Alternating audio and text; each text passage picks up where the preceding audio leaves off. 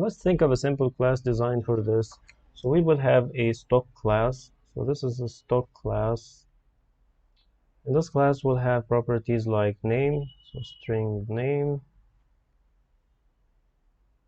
and float price. And we'll also have the list of buyers that have bought this stock. So list of type buyer that we will define now. Buyers. And we will also have a function to simulate a stock update. So void stock update. So this function will simulate the update and update the user's dashboard. So let's now go over to the buyer class. So buyer. So the buyer will have properties like int ID, string name, and string type.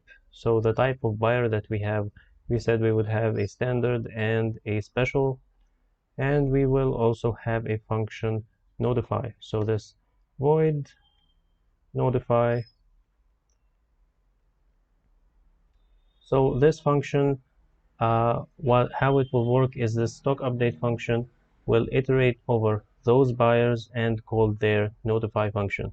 And so this notify function will work based on the type. If he's a standard user, so if type is a standard, we will update the dashboard and just update the dashboard, and else if type equals special.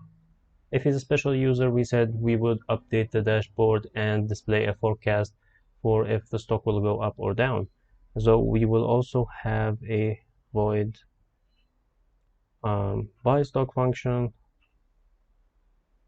and this function will simulate the buying of the stock and add the user to the list of buyers for this stock to start observing the dashboard for this stock.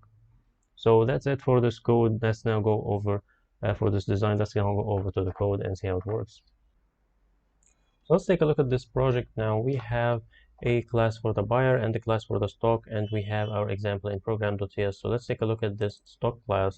So in this class, we have properties for the stock, the name and the price, and a list of buyers for the stock. And in the constructor, we initialize the list of buyers, and we set the price and the name from outside. And we have a function that adds a buyer to the list of buyers and a function that removes a buyer. And we have a stock update function that simulates a stock update, and this will simply iterate over all the buyers and call their notify function. So next, let's look at the buyer class. This class has properties ID, name, and the type of buyer. And we have in the constructor, we set the name, the ID, and the type. And we have a function buy stock that will take stock as an argument and add this buyer to the list of buyers for the stock if he's not already there.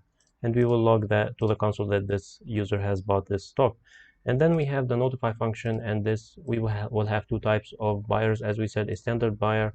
If he's standard, we will just update his dashboard, and if he's a premium buyer, we will update the dashboard and also display a forecast for if the stock will go up or go down.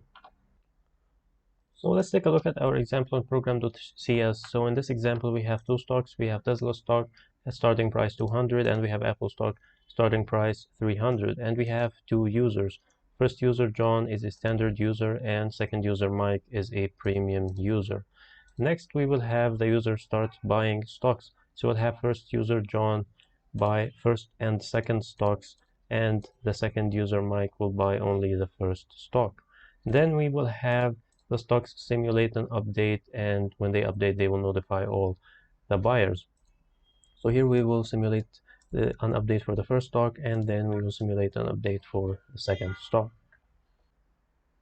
So here we have user John bought stock Tesla, and he also bought stock Apple, and then we have user Mike bought stock Tesla only. So next we will have stock Tesla simulate an update, so it will notify the list of buyers for this stock. So it will notify standard user John by updating his dashboard, and then it will notify premium user mic by updating the dashboard, and then display possibility for up or down. So next we will have stock Apple simulate an update. It will also notify the list of buyers. It will notify user John the standard way by updating his dashboard. That's it for this naive approach code. I hope you found this useful, and thanks for watching.